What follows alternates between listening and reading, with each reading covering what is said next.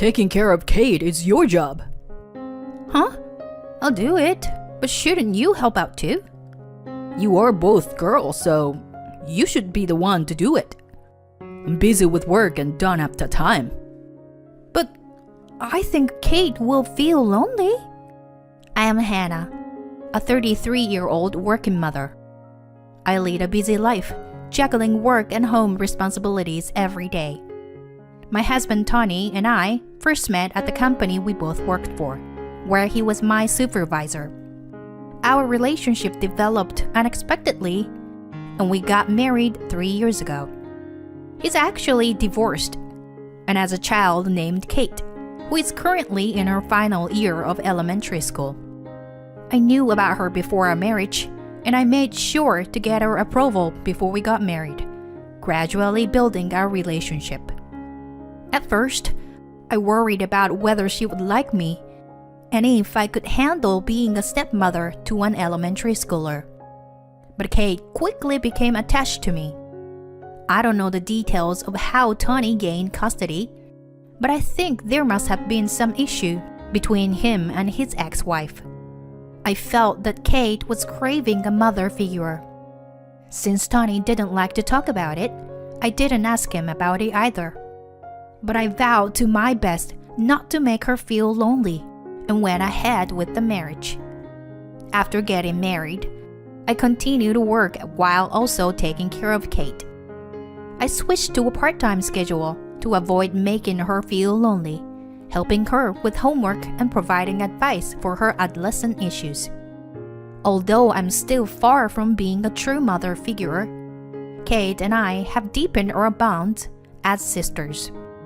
However, my relationship with Tony gradually grew cold.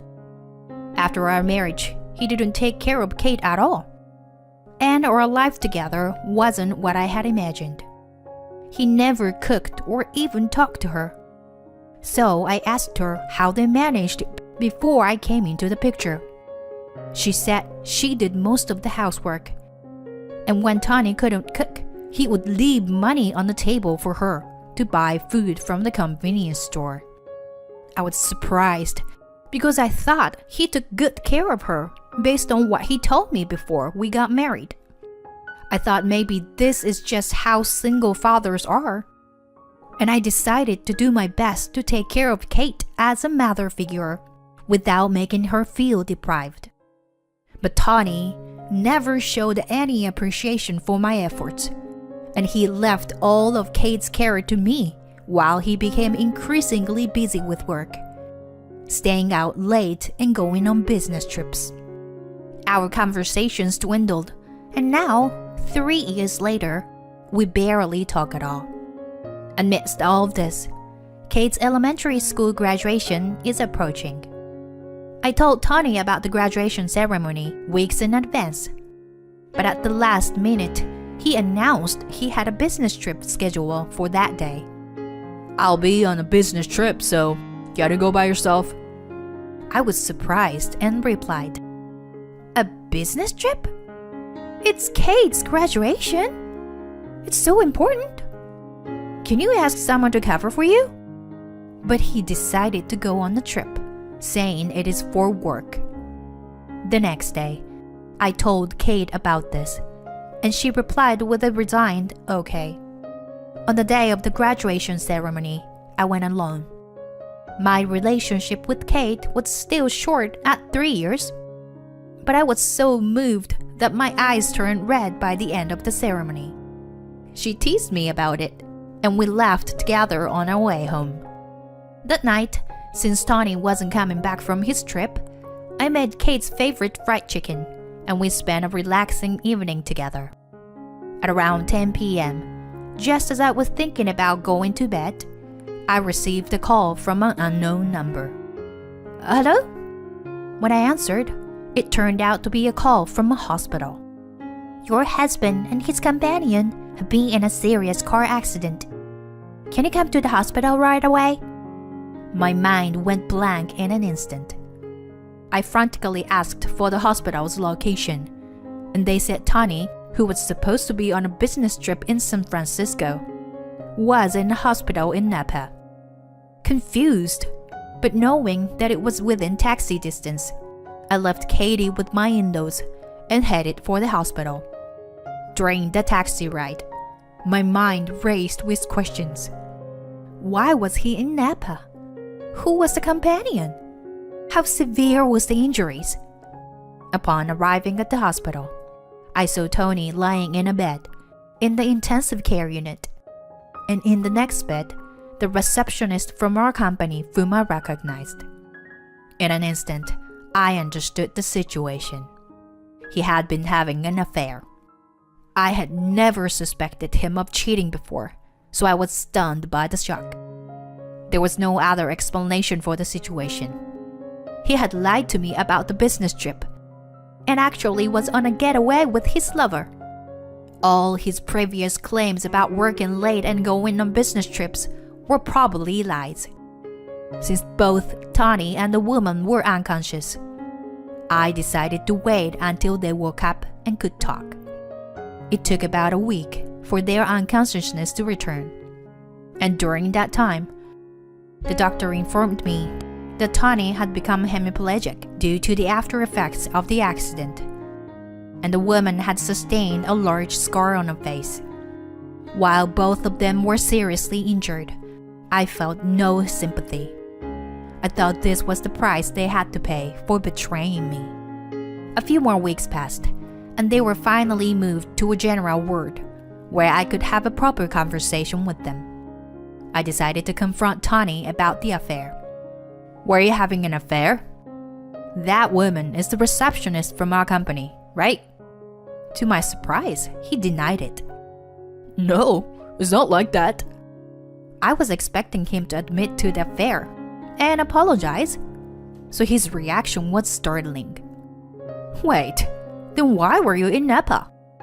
You said you were going on a business trip to San Francisco, he replied. Did I? I don't remember. I must have said so by mistake, I guess. Of course. I couldn't accept the explanation. So why were you with the receptionist?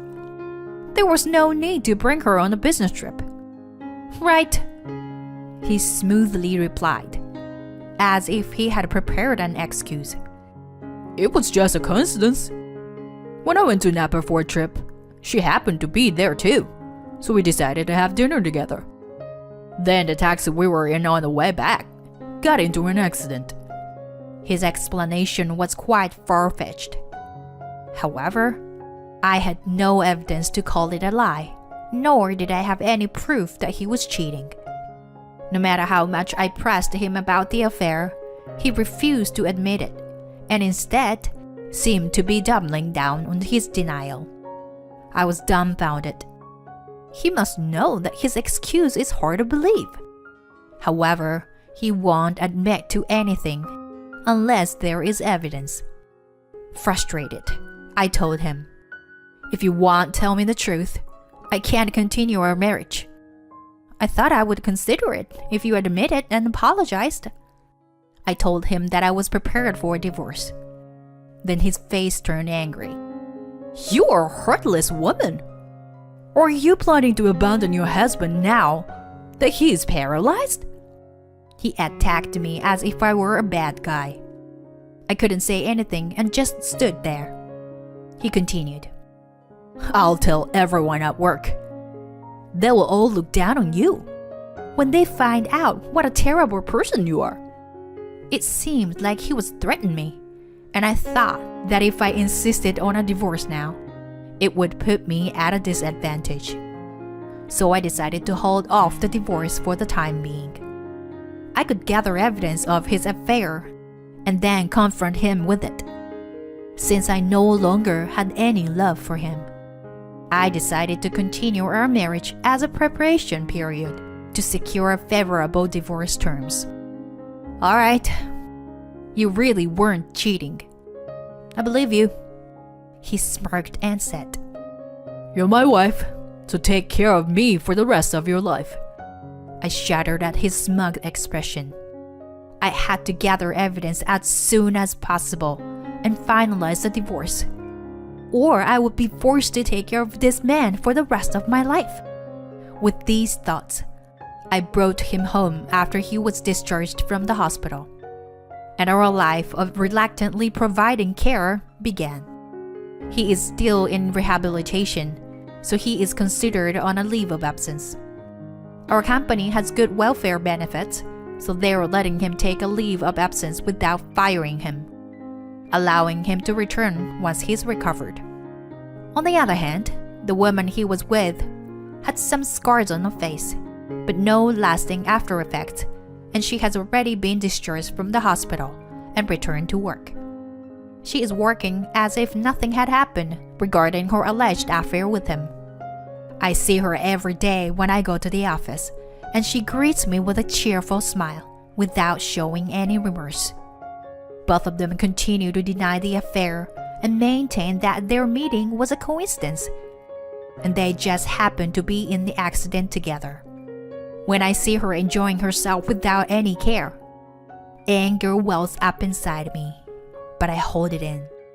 Once I gather evidence, I can divorce him and hold her accountable as well. Until then, I have no choice but to endure. Although I have decided to divorce him, I am worried about Kate. Her father, Tony, is now paralyzed on one side of his body. He can't take a bath or go to the toilet without assistance. It's difficult for him to cook and do laundry on his own since he is basically living in a wheelchair. If I divorce him, Kate will have to take care of him. I can't let my precious daughter do that. To prevent that, I decided to ask my in-laws to help with caregiving as soon as possible. I was hesitant to ask the elderly couple to take care of Tony, but they love him dearly and were willing to help. I thought that with their help, Kate's burden would be significantly reduced.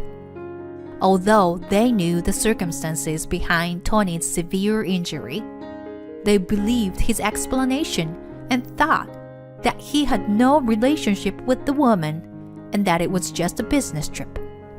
Naturally, they didn't express gratitude for my caregiving and instead complained about how I was doing it wrong. I was exhausted every day from work, caregiving, and taking care of Kate. This lifestyle continued for half a year. During that time, I had been gathering evidence of Tony's affair, but the two of them were cautious and didn't leave any traces. Even when I secretly checked his phone, there were no conversations left. None of his colleagues at work knew about their affair, and I was at a loss. Just when I began to think that maybe he wasn't having an affair after all, I received a call from a certain person.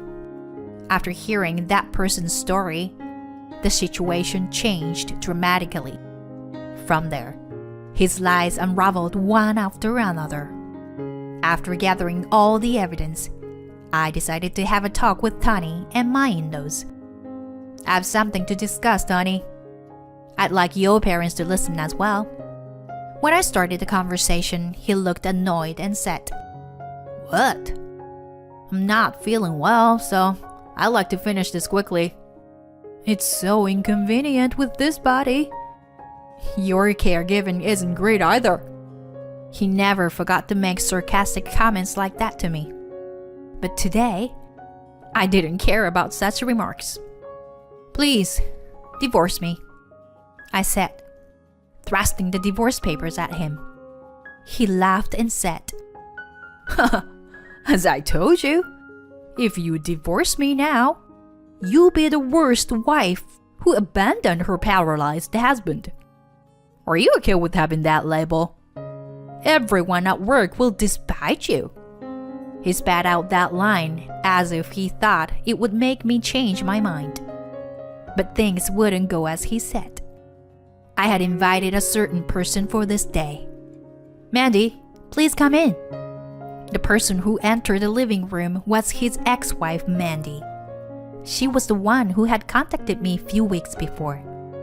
Apparently, she had asked Kate for my contact information and had reached out to me to share some crucial information. She told me everything. "It seems you were cheating on her with that woman." even while you were married to her. You've been continuing the relationship, haven't you? I said. And his face, as well as his parents, turned pale, and they fell silent. What I heard from Mandy was that Tony had cheated on her with that woman, even during his previous marriage. Mandy confronted him and pushed for divorce, but he refused. She wanted to divorce him but couldn't, and he even began to mentally abuse her, causing her mental health to deteriorate. While she was recuperating at her parents' house, he filed for divorce on his own and took custody of Kate, citing Mandy's mental state. Mandy had been begging Tony to return Kate to her, but he thought being a single father would make him more attractive, so he treated her like an accessory and refused to let her go. And I was deceived by him and ended up marrying him. Of course, his relationship with that woman continued even after our marriage, and I was living a married life without knowing anything. Mandy's mental state improved after the divorce, and she now lives a normal life without any issues. She had been investigating his downfall to get Kate back from him. She had several photos proving his ongoing relationship with that receptionist and gave them to me. I got hold of those photos as evidence, so I decided to confront him about the divorce today. These photos are the evidence. Mandy took them. At this, he angrily turned red and snapped at Mandy. Are you meddling? Are you stalking me? Do you still have feelings for me? You're disgusting. She calmly replied. I just want Kate back. You're too busy playing with this woman and not taking care of Kate at all. Please return her to me quickly.